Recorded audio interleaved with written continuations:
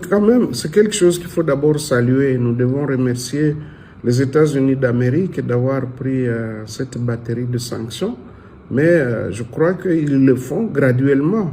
Ils vont voir comment vont se comporter justement les Rwandais et après peut-être d'autres sanctions plus lourdes pourront suivre. En tout cas, c'est un message. Si réellement de l'autre côté, les gens analysent bien les choses, ils doivent comprendre qu'il n'y a pas d'issue à la guerre. D'abord, la guerre ne profite à personne. Même quand on affiche une certaine supériorité par moment sur un terrain de bataille, mais cela ne vous met pas à l'aise parce que quand qui dit guerre signifie mort d'homme, signifie destruction, signifie de liberté brimée, et je crois que la place, c'est vraiment à l'entente, à la réconciliation et à la construction d'une paix durable dans le respect strict de l'intégrité et de la souveraineté de chaque pays. Quand même, c'est quelque chose qu'il faut d'abord saluer. Nous devons remercier les États-Unis d'Amérique d'avoir pris cette batterie de sanctions.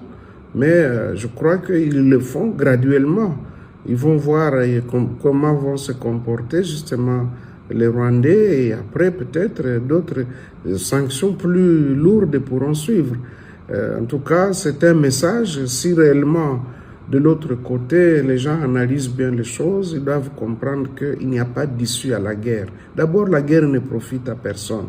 Même quand on affiche une certaine supériorité par moment sur un terrain de bataille, mais cela ne vous met pas à l'aise parce que quand qui dit guerre signifie mort d'homme, signifie destruction, signifie de liberté brimée, et je crois que la place, c'est vraiment à l'entente, à la réconciliation et à la construction d'une paix durable dans le respect strict de l'intégrité et de la souveraineté de chaque pays.